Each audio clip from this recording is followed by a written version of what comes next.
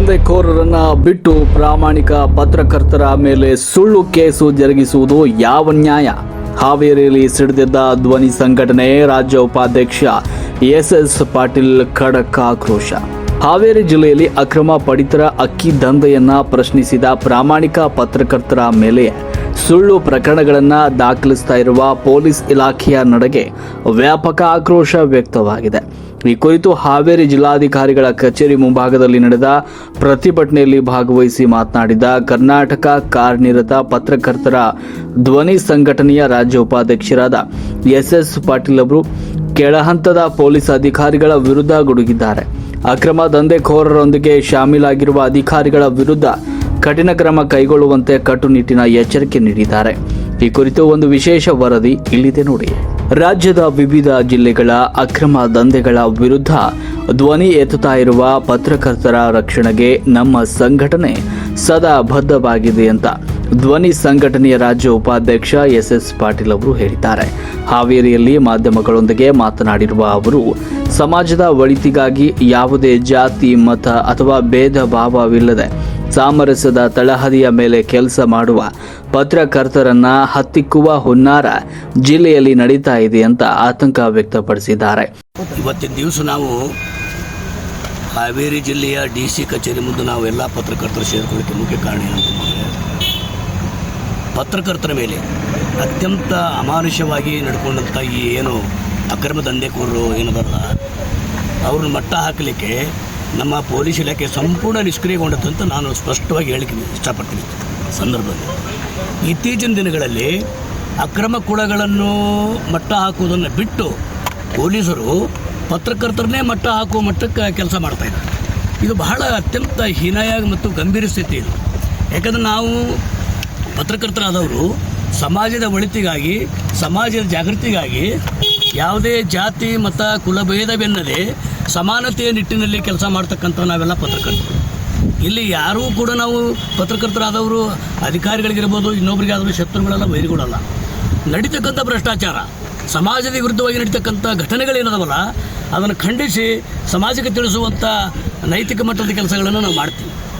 ಆದರೆ ಅದೇ ನೈತಿಕ ಮಟ್ಟವನ್ನು ಕುಸಿಯುವಂಥ ಕೆಲಸ ಪೊಲೀಸರು ಅಥವಾ ಸಮಾಜದ ಗಣ್ಯ ವ್ಯಕ್ತಿಗಳು ಅನಿಸ್ಕೊಂಡವರು ಅಕ್ರಮ ದಂಧೆ ಮಾಡ್ತಕ್ಕಂಥವ್ರು ಏನದಲ್ಲ, ಸಂಪೂರ್ಣವಾಗಿ ಪತ್ರಕರ್ತರ ಮಟ್ಟ ಹಾಕೋ ಕೆಲಸ ಮತ್ತೆ ಪದೇ ಪದೇ ಮಾಡ್ತಾ ಇದ್ದಾರೆ. ಹಾವೇರಿ ಜಿಲ್ಲೆಯಲ್ಲಿ ಕಳೆದ ವರ್ಷವೂ ಸಹ ಪತ್ರಕರ್ತರೊಬ್ಬರ ಮೇಲೆ ಲಾರಿ ಆಕ್ಸಿಡೆಂಟ್ ಮಾಡಿಸಿ ಕೊಲೆ ಮಾಡಲು ಯತ್ನಿಸಿದ ಗಂಭೀರ ಘಟನೆ ನಡೆದಿತ್ತು.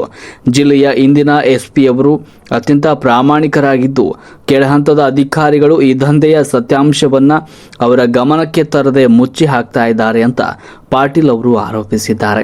ಸದ್ಯ ಧಾರವಾಡ, ಗದಗ ಹಾಗೂ ಹಾವೇರಿ ಸೇರಿದಂತೆ ರಾಜ್ಯದ ಎಲ್ಲ ಭಾಗಗಳ ಪದಾಧಿಕಾರಿಗಳು ಒಟ್ಟಾಗಿ ಈ ಅನ್ಯಾಯದ ವಿರುದ್ಧ ಧ್ವನಿ ಎತ್ತಿದ್ದು, ರಾಜ್ಯಾಧ್ಯಕ್ಷರಾದ ಮಲ್ಲಿಕಾರ್ಜುನ ಬಂಗ್ಲೆಯವರ ನೇತೃತ್ವದಲ್ಲಿ ಜಿಲ್ಲಾಡಳಿತಕ್ಕೆ ಅಂತಿಮ ಗಡುವು ನೀಡಲಾಗಿದೆ.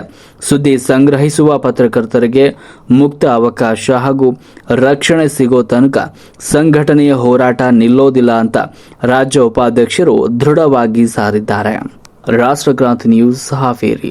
ಅದು ಹೆಚ್ಚು ಕರ್ನಾಟಕದಲ್ಲಿ ಹಾವೇರಿ ಜಿಲ್ಲೆಯಲ್ಲೇ ಕೂಡ ಭಾಳ ಅತಿ ಹೆಚ್ಚು ನಡೆದು ಅಂತೇಳಿ ಇತ್ತೀಚಿನ ವರದಿಗಳು ನಮಗೆ ಸ್ಪಷ್ಟವಾಗಿ ಕಂಡುಬಂದವು.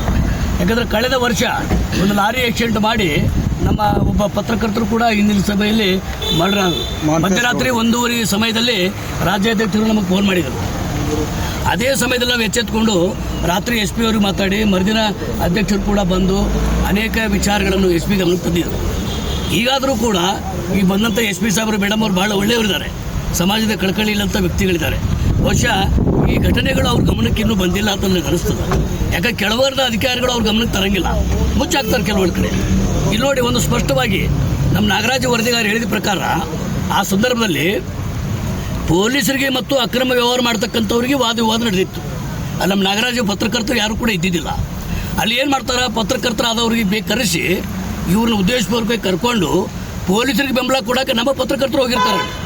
ಯಾಕೆ ಸರ್ ನೀವು ಹೀಗೆ ಯಾಕೆ ಮಾಡ್ತೀರಿ, ಅವ್ರನ್ನ ಯಾಕೆ ಬಿಡ್ತೀರಿ, ನೀವು ಅಕ್ರಮ ಮಾಡೋರು ನಿಮ್ಮೆಗೆ ಅಲ್ಲೇ ಮಾಡ್ತಾ ಇದ್ದಾರೆ, ಅವ್ರಿಗೆ ಯಾಕೆ ಬಿಡ್ತೀರಿ, ನೀವು ಅವ್ರ ಮಟ್ಟ ಹಾಕಿರಿ, ಅವ್ರ ಮ್ಯಾಗೆ FIR ಮಾಡಿರಿ, ಕ್ರಮ ತೊಗೊಳ್ರಿ ಅಂತೇಳಿ ನಮ್ಮ ನಾಗರಾಜ್ ಅವ್ರಿಗೆ ಹೇಳ್ತಾರೆ. ಯಾರಿಗೆ? ಪೊಲೀಸರಿಗೆ. ಆದರೂ ಕೂಡ ಪೊಲೀಸರಿಗೆ ಅರ್ಥ ಆಗೋದಿಲ್ಲ. ಹೌದಲ್ಲ, ಇವ್ರು ಹೇಳ್ತಕ್ಕಂಥದ್ದು ಸತ್ಯ ಅದಲ್ಲ, ಇವ್ರು ನಮ್ಮ ಕೂಡ ವಾದ ಮಾಡಿದ್ದಾರೆ, ಇಟ್ಟೋತಕ್ಕ ನಮ್ಮೆಗೆ ಹಲ್ಲೆ ಮಾಡಿದ್ದಾರೆ, ನಾವ್ಯಾಕೆ ಇವ್ರನ್ನ ಬಿಡಬೇಕು? ಮಾಡೋದು ಹಲ್ಕ ಕೆಲಸ. ಇವರು ಅಕ್ರಮ ದಂಧೆ, ಸಮಾಜದ ಬಡ ಜನರನ್ನ ಕುತ್ತಿಗೆ ಹೆಚ್ಚಿಗೆ ಅಕ್ಕಿಯನ್ನು ಮಾರಾಟ ಮಾಡ್ತಕ್ಕಂಥ ದಂಧೆಕೋರರು ಇವರೆಲ್ಲ. ಎಲ್ಲಿ ಬೇಕಾದಲ್ಲಿ ಗೊಡೌನ್ಗಳು ಕಟ್ಕೊಂಡಿದ್ದಾರೆ ಅಕ್ರಮ ದಂಧೆಕೋರರು. ಅಂತ ಗೊಡೌನ್ಗಳು ಸಂರಕ್ಷಣೆ ಮಾಡ್ತಾರೆ ಈ ಪೊಲೀಸರು. ಸರ್, ಇದಕ್ಕೆಲ್ಲ ಪೊಲೀಸ್ ಅಧಿಕಾರಿಗಳ ಕಾರಣ ಅಂತಾರಲ್ಲ? ಪೊಲೀಸ್ ಅಧಿಕಾರಿಗಳ ಕಾರಣ ಅಲ್ಲ, ಕೆಳವರ್ಗದ ಪೊಲೀಸರು ಕಾರಣ. ಇದು ಸ್ಪಷ್ಟವಾಗಿ ಹೇಳ್ತೀನಿ. ಹಿರಿಯ ಅಧಿಕಾರಿಗಳ ಗಮನಕ್ಕೆ ಬಂದಾಗ, ಅಂದರೆ ಜಿಲ್ಲಾ ಪೊಲೀಸ್ ವರಿಷ್ಠಾಧಿಕಾರಿ ಗಮನಕ್ಕೆ ಬಂದಾಗ ಇಂಥವು ನಡೀಲಿಕ್ಕೆ ಸಾಧ್ಯ ಇಲ್ಲ. ಬಹುಶಃ ಕೆಳವರ್ಗದ ಏನು ಅಧಿಕಾರಿಗಳು ಇರ್ತಾರ, PSI ಲೆವೆಲ್ ಏನು ಇರ್ತಾರಲ್ಲ, ಇವರೆಲ್ಲರೂ ಕೂಡ ಈ ಅಕ್ರಮ ದಂಧೆಕೋರರು ಶಾಮೀಲಾಗಿರ್ತಾರೆ. ಅವ್ರು ಹೇಳ್ತಾರೆ ಕುಲ್ಲ ಅಕ್ರಮ ದಂಧೆಕೋರು ಏನು ಹೇಳ್ತಾರೆ, ಸಾಹೇಬ್ರೆ ನೀವು ಯಾರ್ರಿ, ನೀವ್ಯಾಕೆ ಕೇಳ್ತೀರಿ ಪತ್ರಕರ್ತರು, ನಿಮಗೇನು ಕೇಳಕ್ಕೆ ಹಕ್ಕದ್ರಿ, ನಾವು ಪೊಲೀಸರಿಗೆಲ್ಲ ತಿಂಗಳ ಮಾಮೂಲಿ ಕೊಡ್ತೇವೆ ಲಕ್ಷಾಂತರ ರೂಪಾಯಿ, ನೀವ್ಯಾಕ್ರಿ ಅವರೇ ಕೇಳೋದು ನೀವ್ಯಾಕೆ ಕೇಳ್ತೀರಿ ಅಂತಾರೆ ಅವರು. ಅಂದ್ರೆ ಪೊಲೀಸರು ಮರ್ಯಾದೆ ಕಳೆದು ಅಕ್ರಮ ದಂಧೆಕ್ಕೆ ಮಾಡ್ತಾರಂದ್ರೆ ಮತ್ತು ಆ ಪೊಲೀಸರು ಕ್ರಮ ತಗೋಬೇಕಾ ಬೇಡ? ಸ್ವಲ್ಪ ಅವ್ರಿಗೆ ಕಾಳಜಿ ಬೇಕಾ ಬೇಡ? ಪೊಲೀಸರಿಗೆ ಕಾನೂನು ಸುವ್ಯವಸ್ಥೆ ಕಾಪಾಡ್ತಕ್ಕಂಥ ಜವಾಬ್ದಾರಿ ಹೊತ್ತವರು.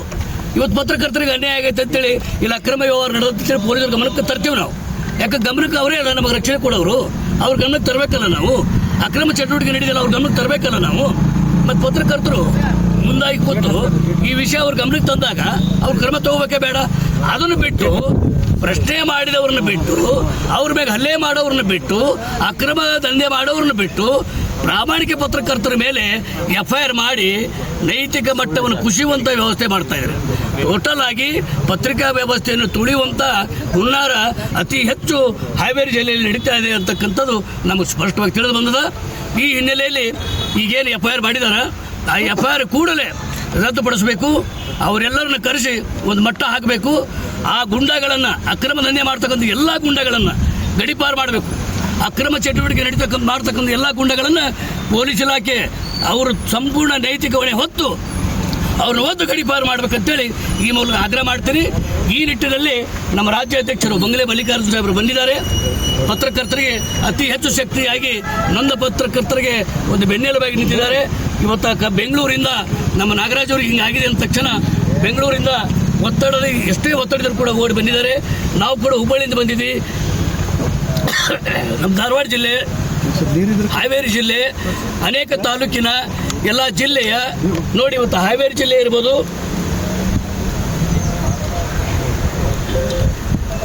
ಹಾವೇರಿ ಜಿಲ್ಲೆ ರಾಣೆಬೆನ್ನೂರು ಇರ್ಬೋದು, ಅಥವಾ ಜಿಲ್ಲಾ ವ್ಯಾಪ್ತಿ ಎಲ್ಲ ತಾಲೂಕು ಇರ್ಬೋದು, ಅಥವಾ ಧಾರವಾಡ ಜಿಲ್ಲೆ ಇರ್ಬೋದು, ಗದಗ ಜಿಲ್ಲೆ ಇರ್ಬೋದು, ಎಲ್ಲ ಜಿಲ್ಲೆಯ ಪತ್ರಕರ್ತರನ್ನು ಸೇರ್ಕೊಂಡಿವಿ. ಯಾಕೆ ಸೇರ್ಕೊಂಡಿವಿ? ನಡೀತಕ್ಕಂಥ ಅಕ್ರಮ ಚಟುವಟಿಕೆಗಳ ಮಾಡ್ತಕ್ಕಂಥ ಅಕ್ರಮ ದಂಧೆಕೋರನ್ನು ಮಟ್ಟ ಹಾಕ್ರಿ ಅಂತೇಳಿ, ನಮಗೆ ಮುಕ್ತ ಅವಕಾಶ ಕೊಡ್ರಿ. ಸಮಾಜದಲ್ಲಿ ಒಳ್ಳೆಯದನ್ನು ನಾವು ಬೆಳಕಿಗೆ ತರ್ತೀವಿ, ಅಕ್ರಮ ವ್ಯವಹಾರನೇ ಬೆಳಕಿಗೆ ತರ್ತೀವಿ, ಜನರಿಗೆ ತಿಳಿಸುವಂಥ ಕೆಲಸ ಮಾಡ್ತೀವಿ. ಅದಕ್ಕೆ ಪೊಲೀಸ್ ಇಲಾಖೆ ಸಂಪೂರ್ಣ ಪತ್ರಕರ್ತರಿಗೆ ಬೆಂಬಲ ಕೊಟ್ಟರೆ ಭಾಳ ಒಳ್ಳೆಯದು ಅಂತಕ್ಕಂಥ ವಿಚಾರ ನಾನು ಈ ಸ್ಪಷ್ಟದಲ್ಲಿ ಹೇಳಿ, ಅಧ್ಯಕ್ಷರ ಸಮ್ಮುಖದಲ್ಲಿ ನಾವು ಮಾನ್ಯ ಜಿಲ್ಲಾಧಿಕಾರಿಗಳಿಗೆ ಮತ್ತು ಮಾನ್ಯ ಪೊಲೀಸ್ ವರಿಷ್ಠಾಧಿಕಾರಿಗಳಿಗೆ ಮನವಿ ಕೊಟ್ಟು ಈ ಕೂಡಲೇ ನಮ್ಮ ನಾಗರಾಜ್ ಅವ್ರ ಮೇಲೆ ಮತ್ತು ನಮ್ಮ ಮುನ್ನಾ ಗೌಡಗಿರಿ ಇವ್ರ ಮೇಲೆ ಏನು FIR ಮಾಡಿದ್ದಾರೆ, ಆ FIRನ ಈ ಕೂಡಲೇ ಮಾನ್ಯ SP ಅವರು ಮುಂದಾಳತ್ವ ವಹಿಸಿ ಸತ್ಯಾಸತ್ಯತೆಯನ್ನು ಪರಿಶೀಲಿಸಿ ಆ FIRನ ರದ್ದುಪಡಿಸಬೇಕಾಗಿ ಆಗ್ರಹ ಪಡಿಸ್ತೀನಿ. ಸಂದರ್ಭ ಈ ಹಾವೇರಿ ಜಿಲ್ಲಾ ಅಷ್ಟೇ ಅಲ್ದರಿ, ಧಾರವಾಡ ಮತ್ತು ಗದಗ, ಹಾವೇರಿ ಇವು ಮೂರು ಜಿಲ್ಲಾದೊಳಗೆ ಅತಿ ಹೆಚ್ಚು ನಡೆಯತ್ತ. ಹೌದು. ಈಗ ತಾನೇ ಮೊನ್ನೆ ರೀಸೆಂಟ್ಲಿ ನಮ್ಮ ಗದಗ ಜಿಲ್ಲೆ ರೋಣ ತಾಲೂಕಿನ ಅಂದಪ್ಪ ಮಾದಾರ್ ಮತ್ತು ನಮ್ಮ ತಾಲೂಕು ವರದಿಗಾರ ಇವನು ಕನಕಪ್ಪ ಅವ್ರ ಮೇಲೆ ಸುಮ್ಮನೆ ಇವೇ ಭ್ರಷ್ಟಾಚಾರ, ಈ ಅಕ್ರಮ ಮರಳುಗಾರಿಕೆ ಇರ್ಬೋದು, ಅಕ್ರಮ ಅಕ್ಕಿ ಸಾಗಾಣಿಕೆ ಇರ್ಬೋದು, ಪ್ರಶ್ನೆ ಮಾಡಕ್ಕೆ ಹೋದಾಗ ಅವ್ರ ಮೇಲೆ ಪೊಲೀಸರು ಸ್ವತಃ ಮುಂದಾಳತ್ವ ವಹಿಸಿ ಪತ್ರಕರ್ತರ ಮೇಲೆ FIR ಮಾಡಿದ್ದಾರೆ, ಸುಳ್ಳು FIR ದಾಖಲೆ ಮಾಡಿದ್ದಾರೆ. ಅಕ್ರಮ ವ್ಯವಹಾರಗಳ ಮಾಡ್ತಕ್ಕಂಥವ್ರು ಬಿಟ್ಟರು ಹೊರಗಡೆ ಯಾರು ಪತ್ರಕರ್ತರು ಇದ್ರು ಅವ್ರ ಮೇಲೆ FIR ಮಾಡ್ತಾರೆ ಸುಮ್ಮನೆ. ಆದರೂ ನಾವು ಅವ್ರು ಬಿಟ್ಟಿಲ್ಲ. ಅವ್ರ ವಿರುದ್ಧ ಧ್ವನಿ ಎತ್ತಿ, ಪತ್ರಿಕೆ ಮಾಧ್ಯಮ ನಾವೆಲ್ಲ ಧ್ವನಿ ಎತ್ತಿ ಒಳ್ಳೆ ಸುದ್ದಿಗಳನ್ನು ಮಾಡಿ ಅಲ್ಲಿ PSI ಈಗ ಹಾಕಿಬಿಡಿ ವರ್ಗಾವಣೆ ಆಗಿದ್ದಾರೆ. ಅದು ಕೂಡ ನಾವು ಚಾಲೆಂಜ್ ಕೊಟ್ಟಿದ್ದೀವಿ, ಬಿಟ್ಟಿಲ್ಲ. ಹೀಗಾಗಿ ಧಾರವಾಡ ಜಿಲ್ಲೆಯಲ್ಲಿ ಕೂಡ ಮೊನ್ನೆ ನಮ್ಮ ಚಂದ್ರು ಹಿರೇಮಠ ಅಂತೇಳಿ ಒಬ್ಬ ಪತ್ರಕರ್ತ, ಅವನ ಮೇಗೂ ಕೂಡ ಹಲ್ಲೆ ಆಯ್ತು. ಹೀಗಾಗಿ ನಾವೆಲ್ಲರೂ ಖಂಡಿಸಿದ್ದೀವಿ. ನಮ್ಮ ರಾಜ್ಯ ಸಂಘಟನೆ, ನಮ್ಮ ಧ್ವನಿ ಸಂಘಟನೆ ರಾಜ್ಯಾಧ್ಯಕ್ಷರ ಸಮ್ಮುಖದಲ್ಲಿ ಕರ್ನಾಟಕ ರಾಜ್ಯದಲ್ಲಿ ಕರ್ನಾಟಕದ ಮೂಲೆಯಲ್ಲಿ ನಮ್ಮ ಸಂಘಟನೆಯಲ್ಲಿ ಇರ್ತಕ್ಕಂಥ ಎಲ್ಲ ಪದಾಧಿಕಾರಿಗಳಿಗೆ, ಎಲ್ಲೇ ಪತ್ರಕರ್ತರಿಗೆ ಹಲ್ಲೆ ಆದ್ರೆ, ನೋವಾದ್ರೆ ತಕ್ಷಣಕ್ಕೆ ನಾವು ಅಲ್ಲಿ ಇರ್ತೀವಿ, ಅದು ನೈತಿಕ ಬೆಂಬಲ ಕೊಡ್ತೀವಿ, ನಿಮ್ಮ ಪರವಾಗಿ ಹೋರಾಟ ಮಾಡ್ತೀವಿ ಅಂತೇಳಿ ರಾಜ್ಯಾಧ್ಯಕ್ಷರ ಗಮನಕ್ಕೆ ತಂದು ಇದೆಲ್ಲ ದೊಡ್ಡ ಪ್ರಮಾಣದಲ್ಲಿ ಹೆಚ್ಚಿನ ವ್ಯವಸ್ಥೆ ಮಾಡ್ತಕ್ಕಂಥ ಪ್ರಯತ್ನ ಮಾಡ್ತಾ ಇದ್ದೀವಿ. ಈಗಾಗಲೇ ರಾಜ್ಯಾಧ್ಯಕ್ಷರು ಕೂಡ ಬಂದಿದ್ದಾರೆ, ಇಲ್ಲಿ ಅವರು ಕೂಡ ಮಾತಾಡ್ತಾರೆ, ತಮ್ಮ ಅನಿಸಿಕೆ ಹೇಳ್ತಾರೆ ಅಂತ ಹೇಳುತ್ತಾ ನನ್ನ ಎರಡು ಮಾತಿಗೆ ವಿರಾಮ ನೀಡ್ತಾ ಇದ್ದೀನಿ.